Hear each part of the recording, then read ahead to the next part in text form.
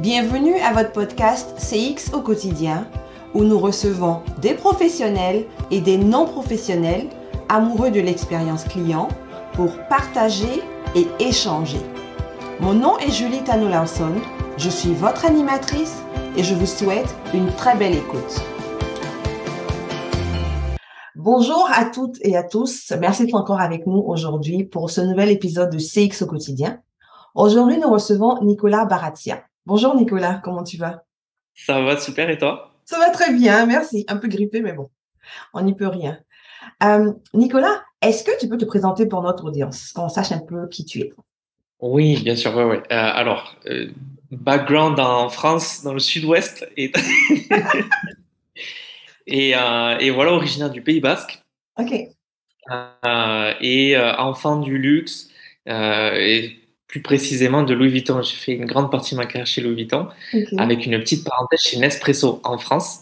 Ok. Euh, et puis Louis Vuitton, une partie en France et une partie jusqu'à il y a une année au Moyen-Orient, et plus précisément à Dubaï Mall. Donc, tu es à Dubaï présentement. Là, je suis à Dubaï, ouais, toujours, ça fait 5 ans. Ok. Et voilà, j'ai passé 4 années à Dubaï Mall, qui est un des plus grands malls au monde, chez Louis Vuitton. Euh, Mhm. donc, super expérience, et peut-être qu'on en parlera justement, tu vois. Ouais. Et voilà, et depuis une année un peu plus, j'ai une entreprise où on travaille sur de la customer experience et surtout focus sur du people, puisqu'il y a une partie coaching, une partie training, donc voilà, c'est du learning and development qui sert les entreprises du luxe à développer de bonnes relations avec leurs clients et donc développer le business. Mhm. Et de l'autre côté, du développement de managers sur des problématiques de leadership, des problématiques humaines finalement, tu vois, de Ouais. communication, etc., etc. Ouais, parfait. Alors, justement, vu que tu parles du retail de luxe, moi j'appelle ça le retail de luxe, là, mais est-ce que tu dirais, sans qu'on se trompe, là, que l'expérience client, ça existait déjà bien avant, déjà dans le retail de luxe, avant que ce soit maintenant connu, puis que tout le monde l'applique? Est-ce que c'était quelque chose qui était déjà présent? Ouais, ouais, ouais, il y a plusieurs choses en fait. Tu sais, si tu prends Louis Vuitton, l'histoire de Louis Vuitton, à Mhm. la base, Louis Vuitton, il fait des malles, il crée des malles. Ouais. Une de ses premières clientes, et qui était ultra connue, c'était l'impératrice Eugénie, Mhm. épouse de Napoléon III. Ouais. Et qu'est-ce qu'il faisait, lui, à l'époque? C'est qu'il écoutait les besoins des clients et il créait en fonction. Et à l'époque, le voyage, tu vois, commençait à se développer pas mal. Et puis, les filles, qu'est-ce qu'elles faisaient? Elles prenaient plusieurs tenues dans la journée, elles se changeaient 4 ou 5 fois. Mhm. Lui, qu'est-ce qu'il a fait? Il prend l'information, il crée un produit en fonction. Et c'est génial puisque finalement, elle peut, au travers d'une malle, transporter 4 ou 5 outfits pour la journée pour son voyage, tu vois. Et c'est comme ça qu'il a été connu et qu'ensuite il a fait voilà, tout son business, tout son succès est venu de là. Donc l'expérience était déjà à l'époque ultra personnalisée. Ouais. T'as ça d'un côté. De l'autre côté, t'as son petit-fils qui était Gaston Louis, qui lui travaillait sur les vitrines. Donc là, on est à Ok. l'extérieur de la boutique et qui rendrait les vitrines soit super attirantes, soit même interactives. Tu vois? Ok. Donc, là, on avait l'expérience, mais de l'extérieur. Et puis Ok. la dernière, c'est l'expérience en boutique, où là, effectivement, le but pour eux, c'était de vendre pas que des articles de voyage, mais un peu plus. Mhm. Et quand ils avaient des bons clients, qu'est-ce qu'ils faisaient? Ils envoyaient des malles qu'on appelle malles fleurs. Tu vois? Et Ok. c'était les seuls à l'époque à faire ce genre de cadeau qui était ultra exclusif et qui donnait à des clients qui faisaient de belles transactions, tu vois. Donc, l'expérience y était déjà. Et puis, dernière chose, qui est pas forcément dans le luxe, tu vois. Et tu sais quoi? C'est un truc que j'ai eu en conversation quand j'étais chez Nespresso. Ok. J'ai travaillé en France, donc en vente, je dois avoir une vingtaine d'années, 20 ou 21 ans, chez Nespresso. Mhm. Et puis, tu sais, on parle avec un client qui vient régulièrement, tu vois.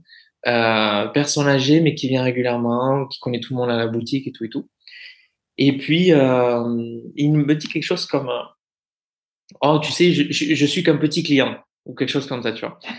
Et moi, à l'époque, il veut bien faire, tu sais, je lui dis, mais quoi qu'il arrive, moi, je donnerai le meilleur pour que vous passiez une belle expérience ici, quoi. Mhm. Et il m'a dit, bah, tu sais quoi, mon arrière-grand-père était boucher. Donc, on parle des années peut-être 1915-1920, Mhm. était boucher et il disait justement, il faut, comment dire, donner une bonne expérience à tout le monde, quel que soit, enfin, qui que tu sois, Ouais. donner une bonne expérience Et surtout pour ces personnes-là qui viennent régulièrement, mais qui font des petites transactions, Mm. parce que il dit les jours de pluie, ce sont eux qui feront ton chiffre d'affaires. Tu vois. Ah, Et oui. j'ai adoré tu vois, l'histoire, l'anecdote.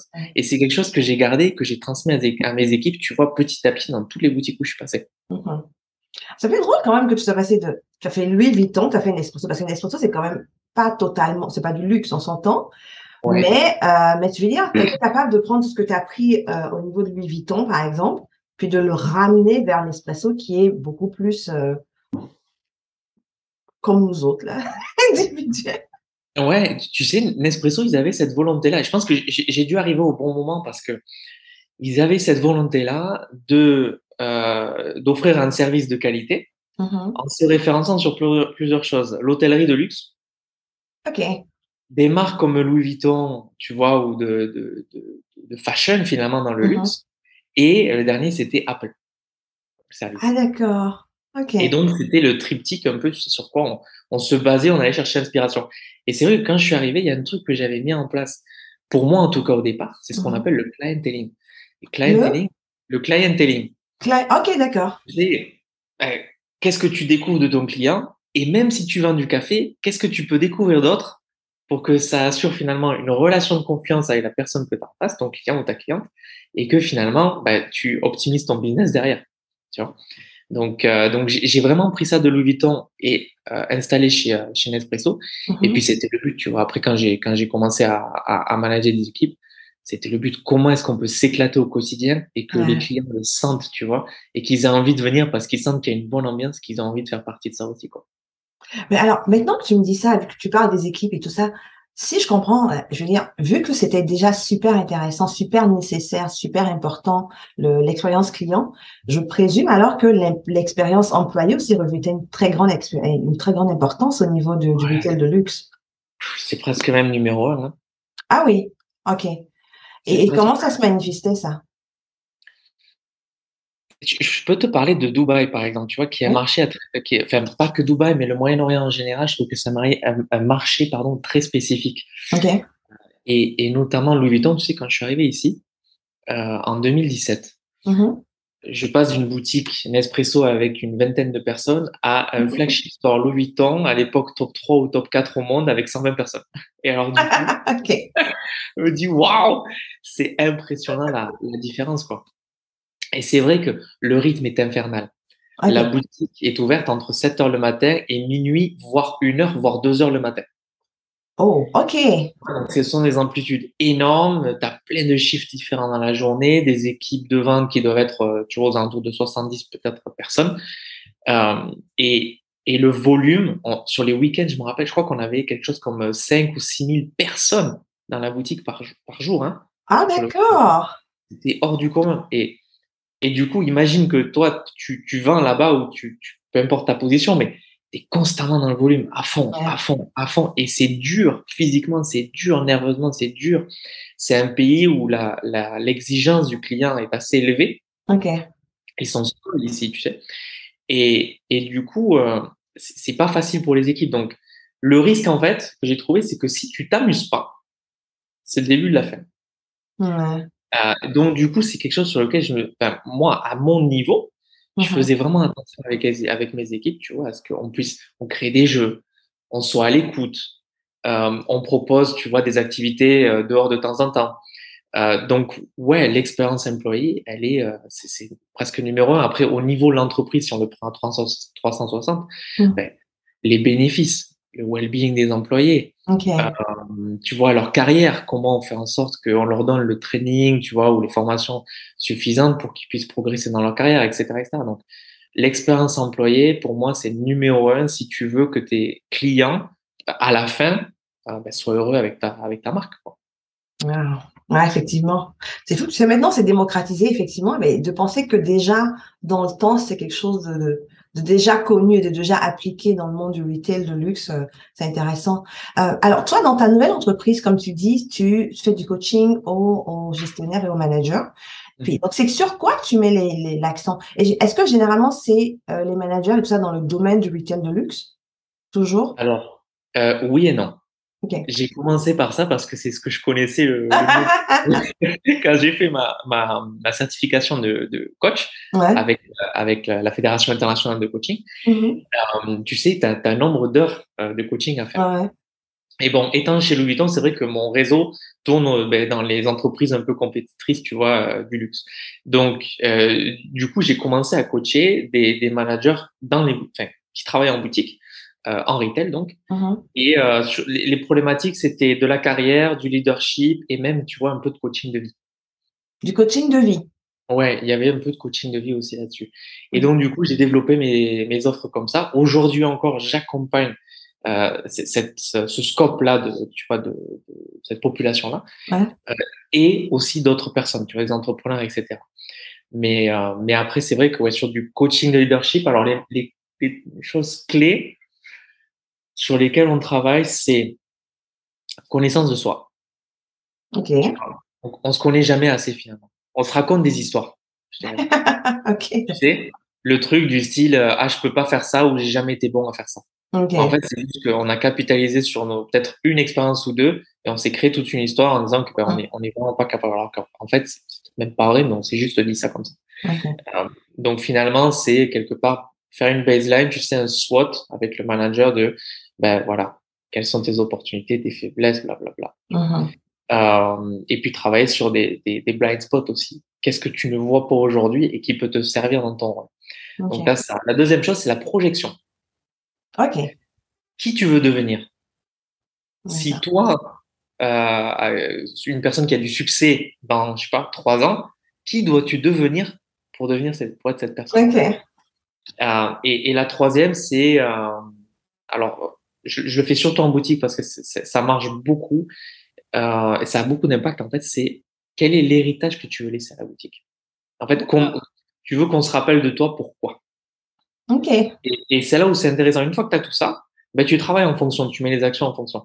Et c'est vrai qu'après, ben, tes équipes, tu vois, hier soir par exemple, je Mhm. survole, je passe devant la boutique et il y a deux personnes à l'accueil devant l'ancienne équipe qui font coucou, tu vois. Donc je vais les voir pour dire bonjour.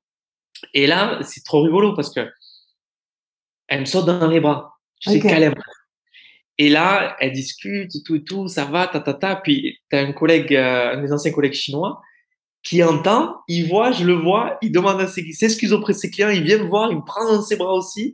Et en fait, et la scène se continue comme ça avec une dizaine de personnes. Et, et- et alors, les clients, ils comprennent pas ce qui se passe. Mais en fait, c'est ça. Et je me dis, ouais, ça, c'est l'héritage que j'ai laissé. C'est des gens qui sont heureux, tu vois, et avec qui on a tellement eu de bons moments Ouais. qu'ils sont heureux de me revoir. Et à chaque fois, quand on discute, ils se rappellent des bons moments qu'on a eu ensemble. Et quand je dis bons moments, c'est personnel et professionnel. Mhm. Tu vois, et c'est ça que j'aime, comment dire, instaurer chez des managers avec qui je travaille. C'est qu'est-ce que tu connais de tes équipes, en fait? Tu vois? Est-ce que Ouais. tu connais leurs plus grands rêves, leurs plus grandes peurs, ce dont ils sont trop fiers, tu vois, ce qu'ils ont réussi dans leur vie, leurs échecs? Et est-ce que Mhm. toi aussi tu les partages, en fait? Est-ce que tu es Ouais. ouvert à ce point-là? Et en fait, quand tu es capable de faire ça, non seulement tu prends beaucoup de feedback de l'équipe et tu sais comment les manager, tu sais comment être un vrai leader, Ouais. et c'est là où tu gagnes finalement et tu crées cette relation de confiance. Donc, en t'ouvrant à ça, tu crées la relation de confiance avec ton équipe. Quelque part, tu leur montres la voie pour que eux fassent la même chose derrière avec les clients. Ouais. Tu vois? Mmh. Ouais. Et c'est quoi les plus grandes résistances que tu côtoies dans ton coaching, dans Je pense que c'est ce que je t'ai dit au départ, c'est les idées reçues, tu vois? OK. Une espèce de truc, j'ai toujours été comme ça et je peux pas changer. Ouais. Là, c'est ça, hein, les humains, on est très, très réfractaires au changement. Ouais, alors, enfin, souvent, il y a des gens qui te disent ça, c'est pas possible. Et du coup, moi ce qui m'amuse, c'est justement de m'amuser avec leur cerveau et de dire, mais qu'est-ce pourrait être possible si tu pensais que c'était possible, justement? Ouais. Ah, mais oui! Aller à l'opposé. Et j'adore faire ça. Et en fait, tu te rends compte que à la fin, ils me disent toujours, ah ben ouais, ben forcément, j'aurais pu le faire. Oui, j'y suis arrivé, tu vois. Et c'est bon parce qu'une fois que tu le transmets à quelqu'un, en tout cas avec un manager, ce que j'attends derrière, c'est de voir s'il va le transmettre ou si elle va le transmettre à ses équipes. Ouais. Tu vois. Et c'est là où toute la différence se fait après sur le shop floor, en tout cas pour les boutiques de luxe. Et comment est-ce que selon toi, il devrait le faire pour le transférer? Parce que là, si on parle par exemple de je manage quelqu'un pour qu'il soit justement capable d'emmener cet enthousiasme, d'emmener cet engagement auprès de son équipe, c'est quoi les moyens qu'ils ont pour retransférer à l'équipe? Par l'exemple? Par quoi? Hmm. Par l'exemple, ouais, par travailler sur soi d'abord. OK. Je pense que c'est bien quand t'as cet état d'esprit, tu sais, on appelle le growth mindset. Yeah. Quand tu as cet état d'esprit, c'est plus simple. En fait, tout est plus simple. Mmh. Les gens regardent au quotidien ce que tu fais. Ouais. Et si tu dis à tes équipes, tu sais, tu parles un peu, qu'est-ce que tu fais en ce moment? Ah, ben, j'ai acheté une formation sur ça.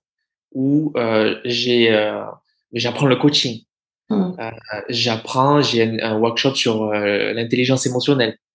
Et l'équipe, ils vont regarder, ils vont dire, ah ouais, mais on a vu que ben, Nico ou n'importe qui d'autre, il ou elle se nourrit, Ouais. grandit. Et du coup, quelque part, ça va attirer à un moment donné, ils vont poser des questions. Et c'est là, on va dire, ben, tiens, regarde, toi, qu'est-ce que tu veux? Ok, ben moi, je te conseille ce livre ou je te conseille ça. Et c'est là où on va commencer à développer shifter en tout cas le mindset des équipes. C'est drôle que tu me disais parce que je pense que souvent, en fait, ce qu'on remarque, c'est que la pensée commune, qui ne devrait pas être commune, évidemment, c'est de Non. se dire qu'il ne faut pas être, je veux dire, vulnérable auprès de son équipe. Il faut être toujours fort, il faut être toujours sévère, il faut être toujours et je Ouais. pense, c'est pas forcément enfin, c'est selon moi, c'est comme je pense selon toi aussi, c'est Mm. pas du tout la bonne méthode parce que je pense que je disais à quelqu'un il y a pas très longtemps que si tu donnes ta confiance à quelqu'un, c'est plus difficile pour la personne de la trahir parce que elle veut la garder, elle veut la mériter et c'est ce que tu es en train de dire là, c'est qu'en tant que manager, si tu fais confiance à tes équipes, si tu leur montres que tu es là pour eux, si tu leur montres que tu es en train de travailler sur toi pour justement améliorer l'environnement dans lequel vous évoluez, tu as plus de respect même, parce que je trouve que la Ouais, peur n'est pas une manière de gérer une équipe. Non. ça marche pas. En fait, ça marche sur le court terme, Voilà, exactement. mais Ouais. sur le long terme, ça marche pas du tout. Ça marche pas du tout. Ce que tu Ouais. m'inspires en plus, c'est ce qui est génial, c'est à un niveau de management ou un CEO, par exemple, peu importe, Mmh. en fonction de notre poste, mais on sait, comment dire, on peut se permettre parfois de partager des choses, notamment des échecs. Ouais. Et c'est intéressant parce que quelqu'un en dessous de toi va dire, ah ben ouais, dans la hiérarchie, hein, si on parle de hiérarchie, Ouais, mais ouais. il ou elle a aussi vécu ça. Ouais. Et donc, si il ou elle est là aujourd'hui, ben, malgré les échecs, finalement, l'échec, c'est pas trop grave, quoi. Et, Ouais. et c'est là, justement, on peut dire, mais bien sûr, mais plante-toi, fais des erreurs. Et moi, je serai là pour t'aider à te le relever si t'as besoin, mais fais des erreurs, tu comprendras. Ouais. Et, euh, et voilà. Et je pourrais te raconter plein d'histoires tu vois, sur Louis Vuitton, là, Mmh. avec les équipes, où ils ont fait des bêtises et c'était pas grave. Et ils ont juste compris et du coup, ils l'ont jamais fait deux fois. Tu vois. C'est ça, ouais. Donc en fait, finalement, si on s'assoit là, le rôle de manager, c'est d'accompagner son équipe. C'est pas de venir tout dicter et puis de donner des Non. c'est vraiment un rôle d'accompagnement, en fait. Ouais, c'est un rôle d'écoute. En fait, c'est celui qui guide le bateau, hein. Ouais, C'est-à-dire que tu connais la direction, il faut la partager, en fait. ouais. J'ai discuté avec quelqu'un qui est extraordinaire, qui a bossé avec Thomas Pesquet, astronaute. OK, OK. Extraordinaire. Et en fait, ce mec, on l'envoie sur des projets qui Mmh. sont en train de couler. Pourquoi? Parce qu'à chaque fois qu'il prend un projet en main, il retourne la situation et ça devient un succès. Du coup, j'avais envie d'avoir une conversation avec lui. Ouais, Et il te dit ça, en fait. Il te dit quand tu as un projet, donc quand tu sais quelle est ta direction, communique-la à l'équipe. Fais en sorte de promouvoir ton message, ta direction avec ton équipe qui comprennent bien et qui sachent que, bah, quelque part, on reprend la même analogie, mais on est mmh. dans le même bateau, on sait où on va, quoi. Ouais, Et, et c'est ça, donc tu guides et en même temps, tu dois être à l'écoute. ouais, Et l'équipe, c'est les personnes qui vont te donner les clés sur comment travailler avec eux. ouais. C'est pas plus bête que ça. J'écoute et finalement, c'est comment est-ce que notre relation de travail peut être à son apogée, quoi. Tu vois? comment est-ce que je peux faire en sorte que tu donnes le meilleur de toi? Hum, Pas de moi, voilà, c'est comme ci, comme ça. Si je fais une erreur, ben, j'aimerais que tu me le dises, mais pas devant tout le monde. J'aimerais que voilà, que hum. tu me le dises à part, etc. J'ai du mal à être abaissé, j'ai pas envie d'être abaissé dans tout le monde, blablabla. Ok, ben, très bien. Et ensuite, on fait en fonction. Ouais, Et c'est tout simple. Et on ne managera jamais deux personnes différentes. C'est impossible. ouais, c'est vrai. Tu vois? Et c'est fou, hein, parce que comme tu l'as dit tout à l'heure, je veux dire, si ton employé se rend compte que tu es à l'écoute, tu es dans le bidirectionnel, c'est facile pour lui de le reproduire auprès de la clientèle aussi. Ouais, Il y a tellement de similarités, en fait. Je veux dire, les entreprises souvent vont miser sur l'expérience client, l'expérience client. Mais je veux dire, ils devraient faire les mêmes concepts, les mêmes mindsets devraient être appliqués à l'expérience employée aussi. d'abord. D'abord. Ouais. Est-ce que tu Parce que, dirais qu'il y a un manque de est-ce que tu dirais que, dans la manière dont les gestionnaires sont formés, il manque quelque chose? ah oui, clairement. Apprend quelque chose? Euh, être sur le floor quelque part. Peu importe l'industrie, mais être avec les gens, les vrais acteurs, quoi. Mmh. On peut regarder les KPI sur l'ordi, hein. C'est facile, hein. Ah oui, c'est vrai. Tu vois, c'est facile. Et on en a besoin, et super, bien sûr. Ouais, Et on a besoin de data qualitative. Qu'est-ce ouais, qui se passe? Qu'est-ce qui se passe sur le terrain, quoi? ouais, C'est là où tout se passe. ouais. C'est là où on apprendra les meilleures choses, en fait.